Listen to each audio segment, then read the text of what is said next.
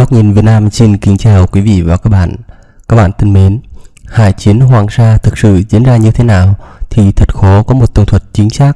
Đến nay, nhiều tài liệu quan trọng của Trung Quốc chưa được giải mật. Ngoài những tài liệu được tô vẽ để phục vụ mục đích tuyên truyền, phía chính quyền Việt Nam Cộng Hòa đã công bố nhiều tài liệu ngay sau trận hải chiến với mục đích tố cáo hành vi xâm lược của Trung Quốc, nhưng chỉ thuật lại khái quát nên chúng ta khó có thể nắm bắt một cách chi tiết. Diễn biến được coi là khởi đầu trận hải chiến vào ngày 11 tháng 1 năm 1974 khi Trung Quốc tuyên bố quần đảo Hoàng Sa và quần đảo Trường Sa thuộc lãnh thổ Trung Quốc. Ngay lập tức, Ngoại trưởng Việt Nam Cộng Hòa Vương Văn Bắc lên tiếng bác bỏ lời tuyên bố vô căn cứ và lên án hành động gây hấn của Trung Quốc. Từ thời điểm này, liên tục có những diễn biến căng thẳng cả trên thực địa lẫn mặt ngoại giao đến khi cuộc nổ súng bắt đầu. Ngày 15 tháng 1 năm 1974, Hải quân Trung Quốc xâm phạm lãnh thổ và lãnh hải Việt Nam khi đổ bộ chiếm đóng các đảo Quang Hòa, Duy Mộng, Hữu Nhật. 10 giờ, HQ-16 đi tuần tiễu phát hiện trên đảo Hữu Nhật có cắm cờ Trung Quốc và gần đó là một tàu đánh cá Trung Quốc màu xanh xám mang tên Nam Ngư với số hiệu 402, có đài bác 25 ly. Tàu HQ-16 đã dùng quang hiệu yêu cầu tàu Trung Quốc rời khỏi đảo, nhưng tàu này không trả lời.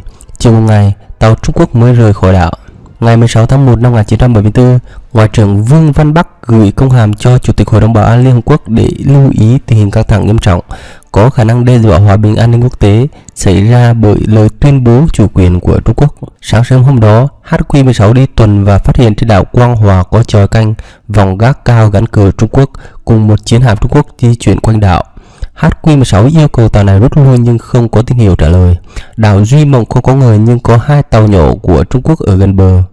Trưa 16 tháng 1 năm 1974, HQ-16 đưa 16 nhân viên cơ hữu lên đảo Quang Ảnh để thám sát, phát hiện có bia mộ đề chữ Hán.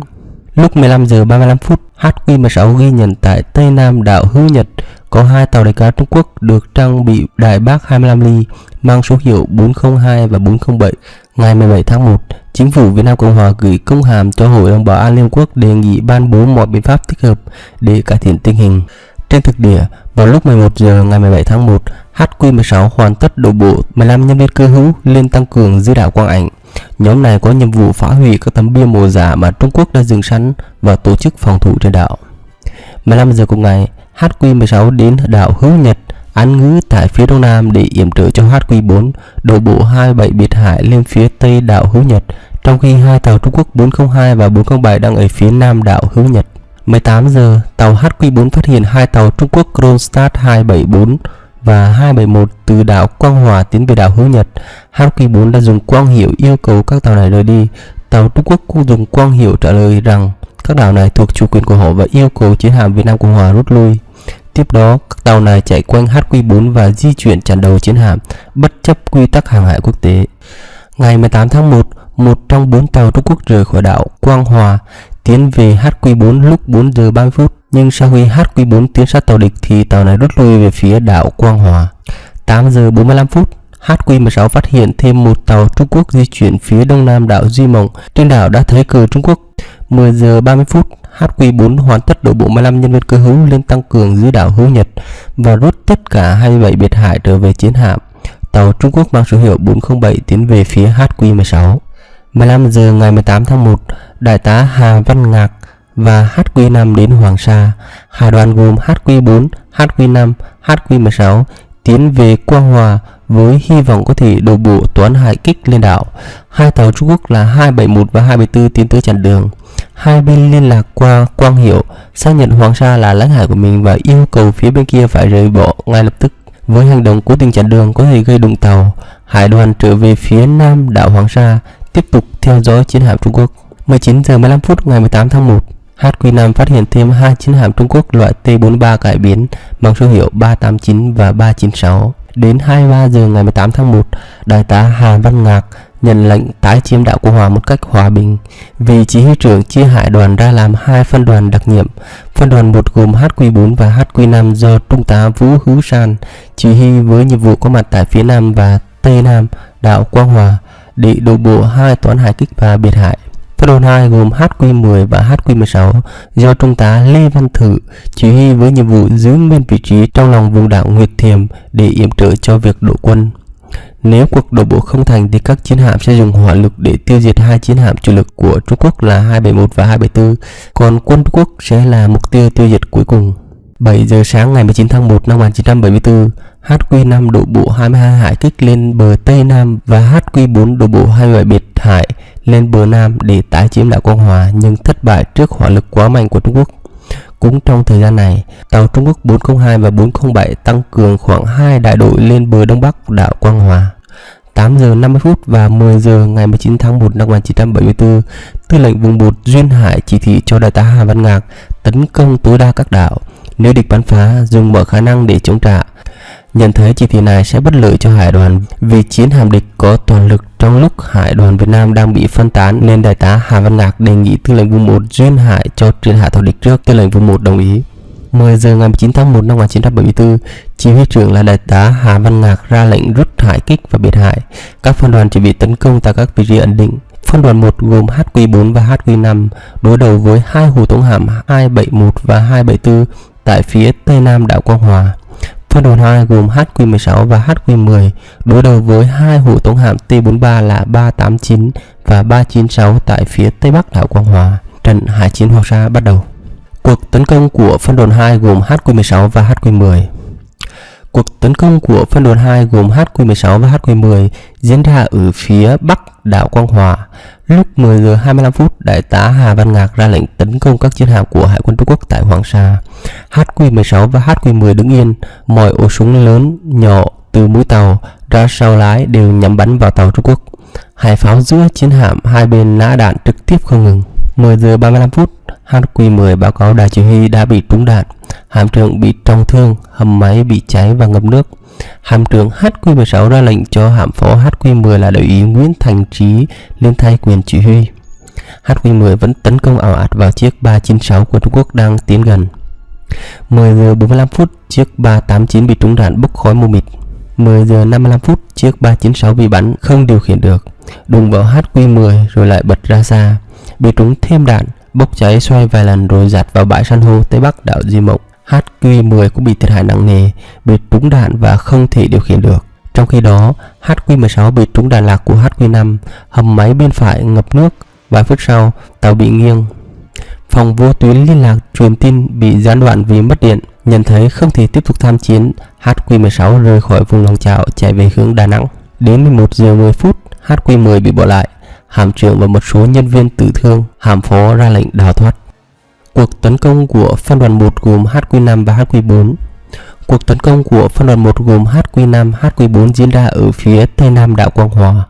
10 giờ 25 phút ngày 19 tháng 1 năm 1974, hải pháo 76 ly của HQ4 ở sân mũi gặp sự cố ngay từ phút đầu tiên và phải chờ sửa chữa. Việc này đã làm đảo lộn các dự tính của đại tá Hà Văn Ngạc. Tuy nhiên, HQ4 vẫn tận dụng được hỏa lực còn lại, tiếp tục bám sát mục tiêu của mình trong tầm bắn. Đến 10 giờ 4 phút, khẩu 76 ly của HQ4 ở sân sau bị hỏng bộ phận tấn công tự động nên phải điều chỉnh bằng tay, bắn từng phát một nặng nề và chậm chạp. Đại tá Hà Văn Ngạc đang ra lệnh cho HQ4 rút lui khỏi vòng chiến để sửa chữa và chỉ thị cho HQ5 yểm trợ cho HQ4 rút ra xa. HQ4 tuy bị trúng nhiều đạn nhưng máy móc chính và hệ thống truyền tin vẫn điều khiển tốt. Đến 10 giờ 55 phút, chiếc 274 bị trúng đạn, bốc cháy và dạt vào bờ san hô phía nam đảo Quang Hòa. Đa số súng trên HQ5 trở lại, trừ khẩu pháo 40mm bên trái. Máy siêu tần không còn liên lạc được. Máy truyền tin trên đài chỉ huy cũng bị trúng đạn bị nát. Đại tá Hà Văn Ngạc phải vào trung tâm chiến báo dùng máy VRC46 để chỉ huy. Đến 11 giờ, chiếc 271 được chiếc 389 tiếp trợ, hợp lực quay lại tấn công HQ5. HQ5 bị trúng nhiều đạn nhưng phản công dữ dội khiến tàu địch thiệt hại nặng nề, phải chùn bước. Nhận được tin báo tăng viện của địch sắp đến, với tình trạng HQ10 không thể sử dụng, HQ16 nước vào hầm máy, tàu bị nghiêng. HQ4 và HQ5 trúng nhiều đạn, chỉ còn hỏa lực rất hạn chế. Chỉ huy trưởng hải đội đặc nhiệm ra lệnh cho HQ5 rút về hướng đông nam. Hai tàu địch cũng bị hư hỏng nặng nề nên rút về hướng đông bắc Hoàng Sa. HQ5 và HQ4 rút về hướng đông nam và tiến về phía Đà Nẵng. Đến 11 giờ 10 phút, 3 chiến hạm của Hải quân Việt Nam Cộng Hòa buộc phải rút khi lực lượng tăng viện hạm đội Nam Hải của Trung Quốc gồm tàu hộ tống 281 và 282. Khoảng 30 phút sau khi Hải quân Việt Nam Cộng Hòa rút, 15 nhân viên cơ hữu thuộc HQ16 bị kẹt lại đảo Quang Ảnh. 15 nhân viên cơ hữu thuộc HQ4 bị kẹt lại đảo Hữu Nhật. Các đảo của Việt Nam chỉ còn lại lực lượng đồn trú phòng vệ, không còn hải pháo yểm trợ. Đến đây, trận hải chiến Hoàng Sa kết thúc. Diễn biến sau trận hải chiến Hoàng Sa, đến 11 giờ 50 phút ngày 19 tháng 1 năm 1974, hai chiến hạm tăng viện của Trung Quốc là 281 và 282 nhập vùng tiếp cứu cho các chiến hạm thiệt hại và nhân viên Trung Quốc bị thương. Hạm đội Trung Quốc tiếp tục sử dụng hải lục quân, không quân tấn công và chiếm toàn bộ quần đảo Hoàng Sa. Đến 14 giờ 15 phút ngày 19 tháng 1 năm 1974, HQ4 và HQ5 được lệnh quay lại Hoàng Sa tiếp cứu nhân viên đào thoát từ HQ10. Đồng thời nhận được tin HQ16 sẽ được HQ6 hộ tống về Đà Nẵng. Đến 17 giờ 20 phút ngày 19 tháng 1 năm 1974, HQ4 và HQ5 tiến gần đảo Hoàng Sa thì nhận được lệnh trở về Đà Nẵng. 7 giờ ngày 20 tháng 1 năm 1974, HQ16 về đến vịnh Tiên Sa, cập cầu căn cứ hải quân Đà Nẵng. 7 giờ 30 phút ngày 20 tháng 1 năm 1974, HQ4 và HQ5 cập cầu Thương Cảng Thống Nhất Đà Nẵng. Trong khi đó, ở trên bờ, 12 giờ ngày 19 tháng 1 năm 1974, Sư đoàn 1 Không quân Việt Nam Cộng Hòa nhận được lệnh chuẩn bị các cuộc hành quân đánh bom các chiến hạm Trung Quốc tại Hoàng Sa. Sáng 20 tháng 1, kế hoạch không kích các chiến hạm Trung Quốc tại Hoàng Sa hoàn tất và lực lượng tham chiến thuộc phi đoàn 538 sẵn sàng triển lệnh. Trưa hôm sau, kế hoạch dội bom các chiến hạm Trung Quốc tại Hoàng Sa bị hủy bỏ.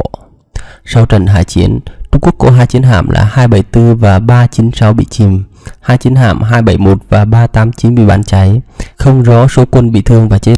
Về phía Việt Nam Cộng Hòa có hộ tống hạm Nhật Tạo HQ10 không điều khiển được, bị bỏ lại và sau đó bị Trung Quốc đánh chìm.